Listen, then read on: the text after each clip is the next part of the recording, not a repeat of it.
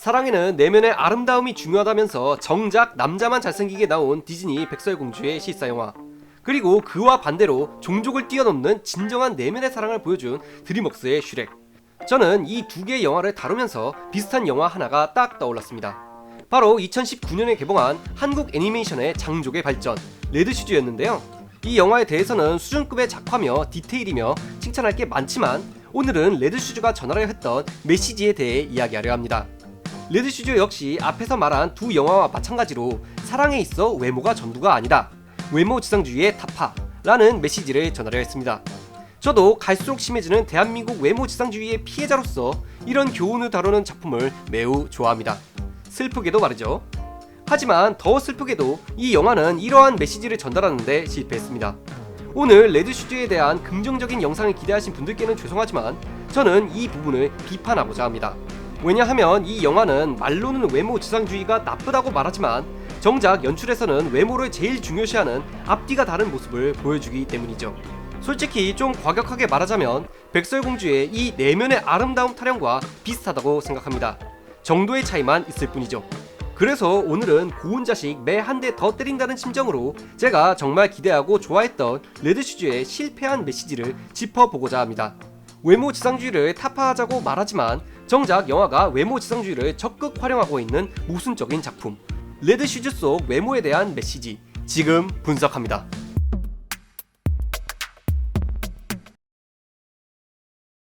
제가 아무리 비판을 위해 이 영상을 만들었다 해도 칭찬할 건 하고 가는 사람입니다. 본격적인 비판 전에 영화에서 인상 깊었던 외모에 대한 참신한 표현과 설정부터 소개하고 넘어가보죠. 영화에는 잘생기고 훌륭한 전투력을 갖춘 꽃보다 7왕자, 일명 꽃세븐이라는 애들이 나옵니다. 어느 날 얘네들은 위험에 빠진 공주를 구하는 과정에서 녹색 피부에 못생긴 얼굴을 한 사람을 보고 마녀라 착각해 냅다 공격을 갈기는데요.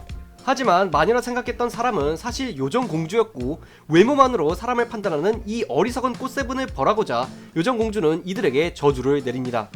그건 다른 사람이 바라보면 못생긴 초록 난쟁이로 변하는 저주였고 세상에서 가장 아름다운 여인의 키스를 받아야만 볼 수 있었죠. 저는 일단 이 저주의 디테일이 참신하고 좋았습니다. 요정은 꽃세븐을 24시간 초록 난쟁이로 만드는 게 아닌 다른 사람이 보고 있으면 변한다는 조건을 걸었습니다. 그러니까 얘들이 자기 방에 혼자 있으면 본래의 잘생긴 얼굴로 돌아오죠. 이 말은 무엇이냐? 요정은 이들의 잘생김이 아무 소용이 없는 상황을 만들어버린 거죠.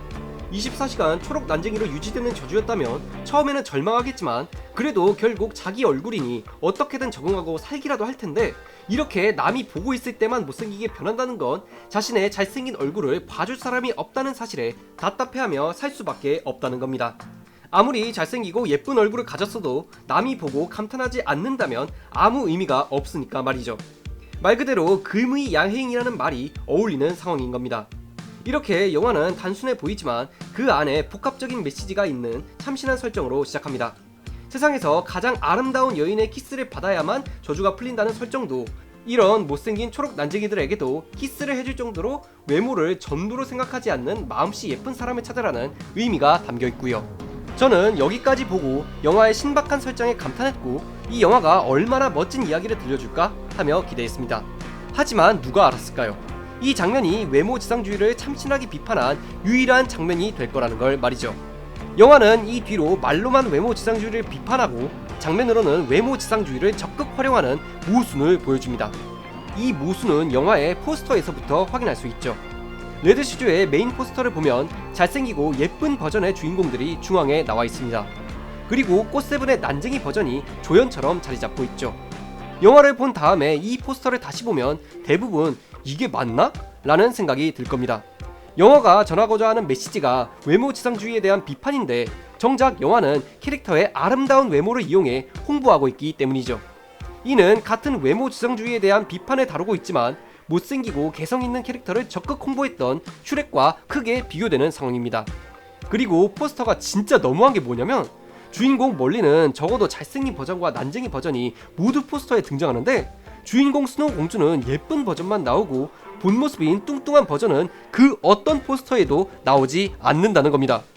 아니 이거야말로 외모 지상주의고 차별 아닌가요? 심지어 뚱뚱한 스노우 공주는 예고편에서도 몇 초 안 나옵니다. 어떤 예고편에서는 아예 등장도 안 해요. 아마 저처럼 예고편을 주기적으로 찾아보고 영화를 보는 사람이 아니라면 이 캐릭터를 보고 저 뚱뚱한 애는 누구야? 라고 했을 겁니다. 이 정도면 홍보 과정에서 뚱뚱한 스노우를 지웠다고 해도 과언이 아닐 거예요. 뚱뚱한 스노우가 포스터에 등장을 못한 게 아름다운 레드슈즈의 본 모습이 사실은 뚱뚱한 스노우였다 라는 반전을 주기 위해서였다라고 변명하려 해도 뚱뚱한 스노우의 모습은 영화 초반 바로 등장하죠. 이렇게 우리의 스노우는 아이들을 끌어모으기엔 부족한 외모였다는 이유 때문에 포스터에도 예고편에도 제대로 나오지 못한 겁니다. 근데 영화가 표현하고자 하는 메시지가 외모지상주의에 대한 비판이라니, 이 얼마나 어지러운 모순인가요? 포스터에서만 이럴까요? 이 모순은 영화 내에서도 나타납니다. 앞에서도 말씀드렸지만 이 영화는 말로만 외모지상주의를 비판합니다. 좀 더 자세히 말하자면 이 영화는 잘생기고 예쁜 애들만 챙겨줍니다. 그리고 이런 차별은 꽃세븐보다 레드슈즈가 더 심하죠. 먼저 멀린을 포함한 꽃세븐은요, 잘생겼을 때가 더 강하고 멋지게 묘사되기는 하지만 난쟁이였을 때에도 꽤나 활약은 합니다.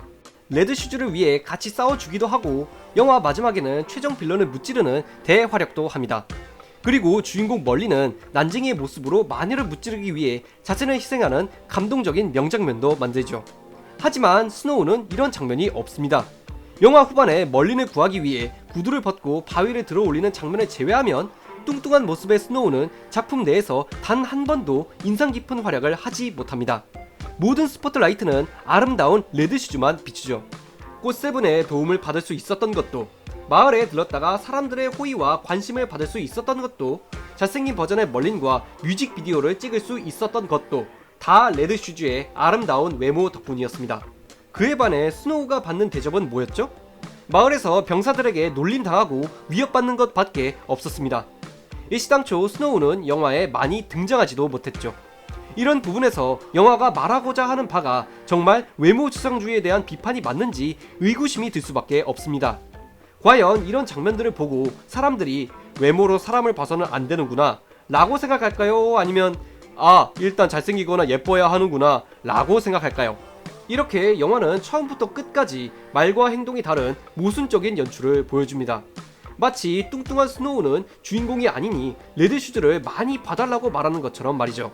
만약에 영화가 정말 외모지상주의를 비판하고 싶었다면 이렇게 할 게 아니라 아름다운 외모의 장점을 보여줄 때 적어도 아름답지 못한 외모의 매력과 장점도 같이 보여줘야 했습니다.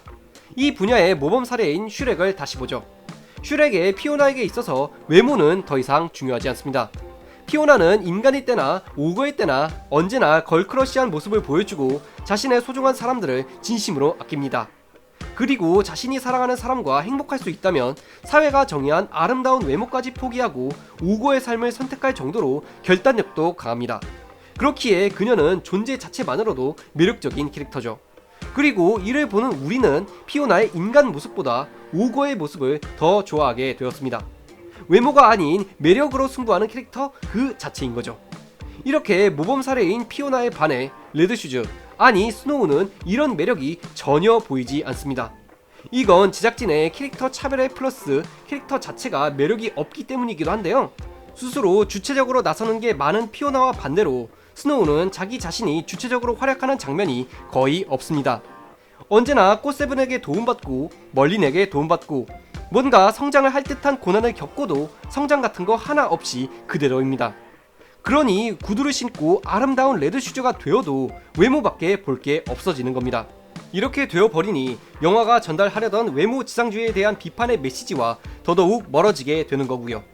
이렇게 스노우라는 캐릭터를 허비할 게 아니라 영화 내에 뚱뚱한 스노우의 모습일 때 힘이 더 강하다 라는 설정을 이용해서 피오나처럼 병사들을 무쌍으로 발라버리는 장면이라도 나왔다면 스노우의 매력과 분량을 조금이나마 더 높일 수 있었을 텐데 제작진들이 살짝 원망스럽네요.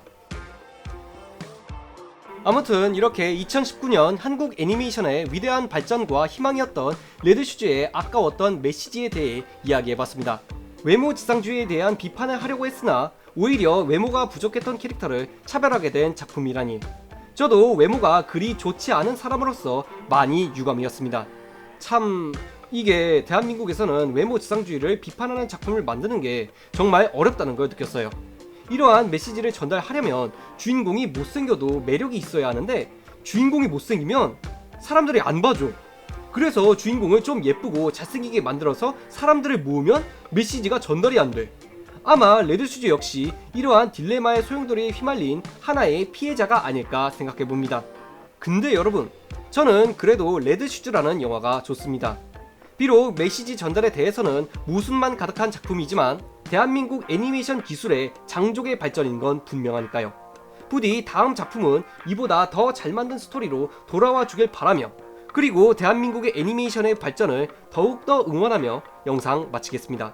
저는 나그네고요. 좋아요와 구독을 좋아합니다. 눌러주세요.